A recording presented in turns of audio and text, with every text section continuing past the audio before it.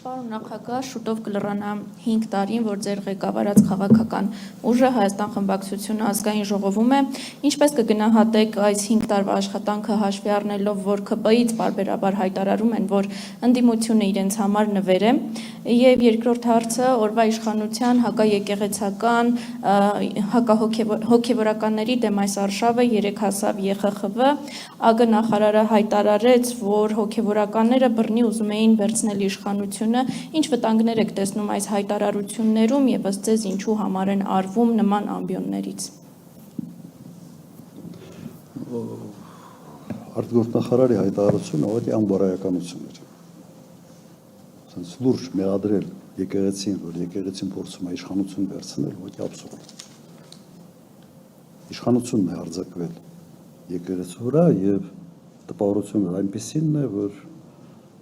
այդ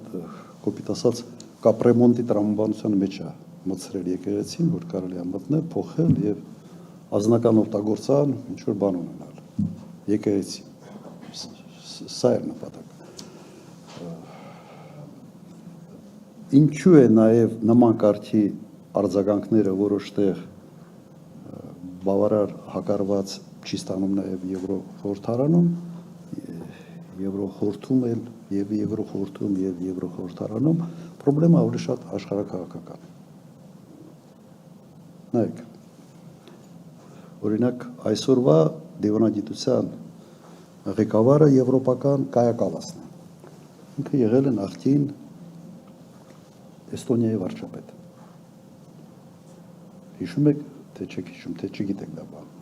Ինքը եղել է Էստոնիայի վարչապետ։ Եվ վարչապետ եղած ժամանակ նայեք ինչ հայտարարություններ էր անում։ Կոնկրետ մեջբերում է, որ Ռուսաստանը պետք է մասնատել 3 մասի։ Ուրեմն այն փոքր Էստոնիա 1 միլիոն բնակչությամբ, Ռուսաստանի հարևանությամբ վարչապետը այդ երկրի հայտարարում է, որ Ռուսաստանը պետք է մասնատել 3 մասի։ Սենց ժամանակին երևի այդ Բժեզինսկուն գիրքն է կարդացել, այնտեղ ինչ որ նման գաղափարներ նա գրել։ Դու լավ հարևան երկիր, փոքր երկիր։ Այդ մեծ այդ հսկայական երկրի ո՞նց է բաժանում 3 մասի։ Դու քո երկրի անվտանգության մասին ընդհանրապես մտածում ես, թե չես մտածում։ Հիմա այդ հոգեբանությունը ունեցող մարդը դարձել է Եվրոմիության համար 1 դիվանագետ։ Եվ նույն թեմայի մեջ է։ Ես ինչի համար եմ այս օրինակը բերում։ Որտեւ սա խնդրեմ է արդեն դարել եւ բոլոր հայտարարությունները, որը գալիս են Եվրոմիությունից,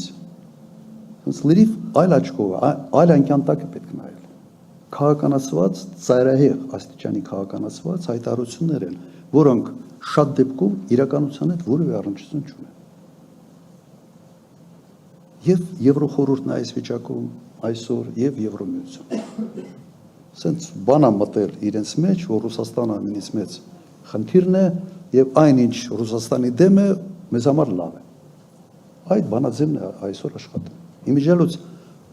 Տրամպի քաղաքականությունը որոշ չափով կօգնի, երբ որ ասում է Եվրոպան դեգրադացիայի մեջ է, պետք է դիստանցավորվել Եվրոպայից, սա բերելու է մեկ բանի։ Հենց եվրոպացիք մտածեն, որ իրենց անվտանգությունը եւ հարաբերությունները Ռուսաստանի հետ կախված է իրենցից, այլ ոչ թե կարա օրինակ Կայա Կալասը թաքնվելով Միացյալ Նահանգների մեջքի հետևին,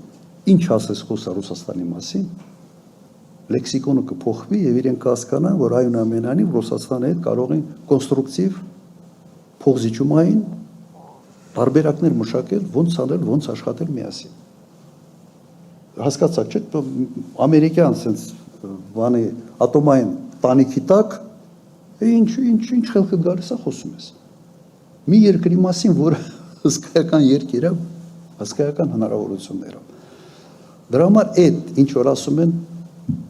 մեծ դրժություն դրան մի տվեք իսկապես վիճակը ուրիշ է։ Եվ առաջի հարցը որն էր մի հատ Հայաստան խմբակցության աշխատանքը 5 տարի աշխատանքը փորձում են շատ քննադատել եւ ավելի շատ քննադատում են Հայաստան Դաշինքին, ոչ խորհրդարանական ուժերը։ Հիմա մենք լավ ավելի ակտիվ պայքարող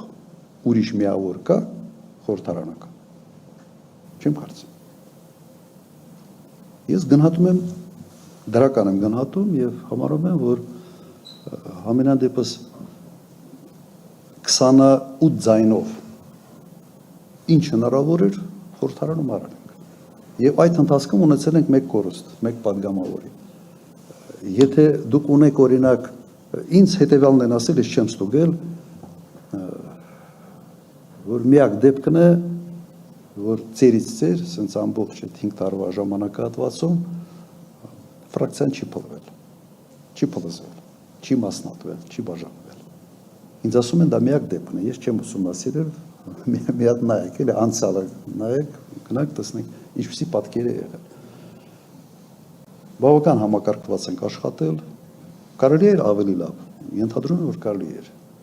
Միշտ էր սենց մարտական տրամադրությունը, մեկ-մեկ, օրինակ Ֆրանսիայի հրապարակից հետո սենց անկումային մի շրջան կա։ Մարդիկ են, մարդկանց մոտ կա ոգևորություն, կա որոշակի անկումային տրամադրություններ, եղել է նաև դա ֆրակցիա։ Բայց հիմա բավական մարտական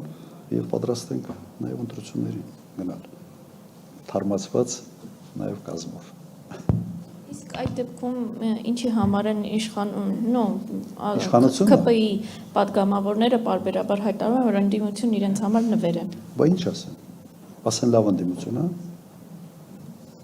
Դուք սպասում եք, որ կարող է ԿՊ-ն ասի ընդդիմությունը լավ ընդդիմություն է։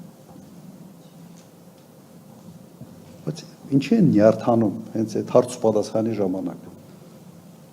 Նայեք, եթե իրենց առաջնորդը ինքը չտիրապետում ինքը իրեն, ոնց պիտի ինքը իրեն չտիրապետող մարդը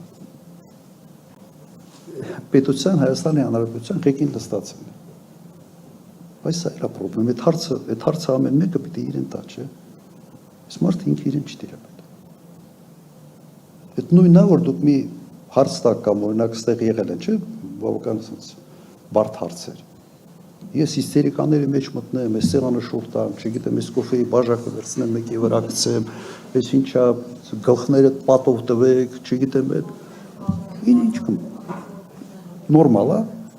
Ինձ որևէ մեկը ձեզանից տեսած է, ասենց հունից դուրս եկած։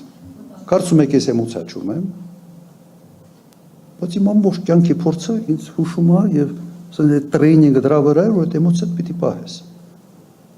Բայց կարգ ու կանոն պիտի վիճակ լինես հաստատել։ Երկրի ղեկավարի հիմնական ֆունկցիան պետական համակարգը ամբողջությամբ ժամացույցի պես աշխատացնելն է, ժամացույցի պես։ Այսօրվա այս բարդակը, որ տեսնում են պետական համակարգում, մի խայտարակություն է։